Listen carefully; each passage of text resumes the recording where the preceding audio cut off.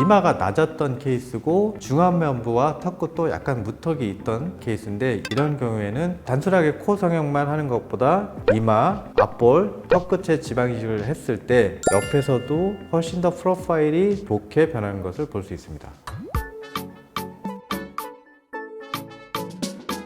네, 안녕하세요. 예쁜 티 나면 JT 성형외과 김진성 원장입니다. 원장님, 코 성형이랑 지방 이식을 같이 하면 좋은지 궁금해하는 분들이 정말 많더라고요. 코 성형이랑 지방 이식 같이 하면 정말 좋은가요?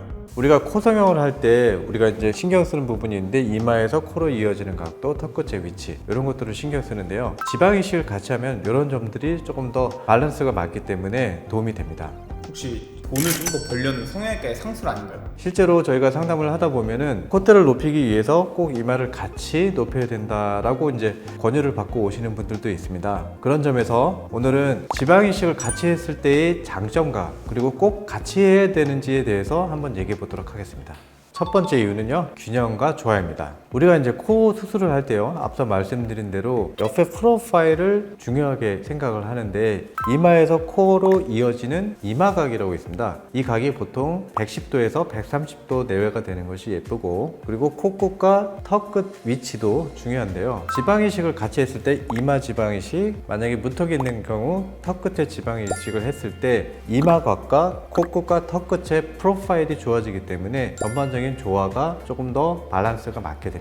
또한 중안면부가 밋밋한 경우에도 코 성형과 함께 앞볼에 지방 이식을 같이 하면은 조금 더 입체적인 얼굴로 밸런스를 잡게 됩니다. 두 번째는 가장 많이 언급되는 것이 콧대를 많이 높일 수 있다라는 부분이 있는데요. 어느 정도는 맞기는 한데 약간 오해가 있을 수 있습니다. 이마가 낮은 분들한테 콧대를 높이기 위해서 지방 이식을 하고 콧대를 많이 높이게 되면, 특히 지방 이식은 어느 정도 흡수가 되기 때문에 추후에 요 이마각이 좀 어색한 경우가 있습니다. 따라서 저는 지방 이식을 하기 전에도 코 이마각이 나올 수 있게 코를 높인 후에 지방 이식을 같이 하면은 코 이마각이 조금 더 강조되기 때문에 그런 점에서 장점이 있는 것이지, 꼭 콧대를 높이기 위해서 한다는 것은 조금 피하시라고 권해드리고 싶습니다. 세 번째 이유는요, 아무래도 두 가지 수술을 나눠서 하면은 회복 기간이 좀 긴데 같이 하면은 줄어든다는 얘긴데요. 개개인의 사정에 따라서 나눠서 하셔도 크게 문제는 없습니다.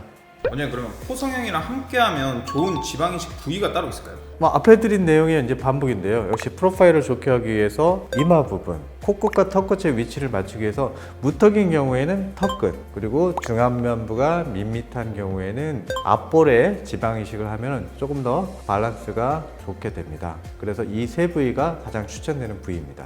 그러면 실제로 코 성형과 지방 이식을 같이 했을 때 어떤 변화가 있는지에 대해서 케이스를 보고 설명드리겠습니다.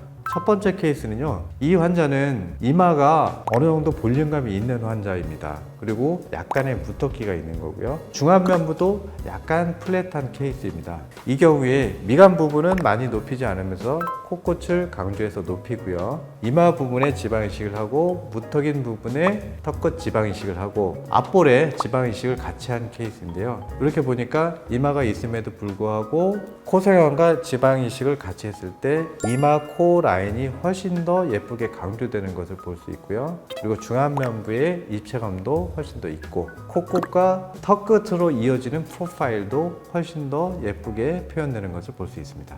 두 번째 케이스는요, 이마가 낮았던 케이스고 중안면부와 턱끝도 약간 무턱이 있던 비슷한 케이스인데 이마가 조금 더 낮은 케이스죠. 이런 경우에는 단순하게 코 성형만 하는 것보다 이마, 앞볼, 턱끝에 지방 이식을 했을 때 정면에서의 입체감도 중요하고 옆에서도 훨씬 더 프로파일이 좋게 변하는 것을 볼 수 있습니다.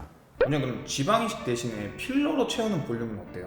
필러도 어느 정도 도움은 됩니다. 이마 중간 부분을 채울 때는 필러로 하는 경우도 있고요. 앞볼을 살짝 할 때는 필러로 할 수 있습니다. 턱 끝에도 마찬가지고요. 하지만 많은 양의 볼륨이 필요한 경우에는 필러보다는 지방 이식이 훨씬 더 비용 대비 효과적이고 효율적입니다. 그러면 코 성형이랑 이 지방 이식 조합을 남자의 경우에는 어때요? 남자분들의 경우에는 대부분 이마를 뽕긋하게 원하지는 않기 때문에 같이 하는 경우는 그렇게 많지는 않습니다. 단 이마뼈가 도드라지고 그 위가 꺼진 분들은 그 부분에 컴플렉스가 있어서 살짝 이제 플랫한 정도로 지방 이식을 하는 경우가 있습니다. 그러면 코 성형이랑 지방 이식은 붓기랑 생착률을 감안했을 때 과하게 하는 게 나을까요?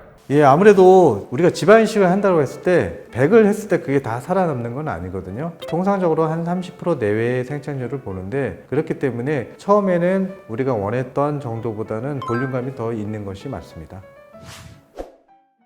예, 오늘은 코 성형과 이마 턱끝 그리고 앞볼의 지방 이식을 같이 했을 때의 장점에 대해서 알아봤는데요. 오늘 내용이 여러분께 도움이 되었다면 좋댓 부활 부탁드립니다.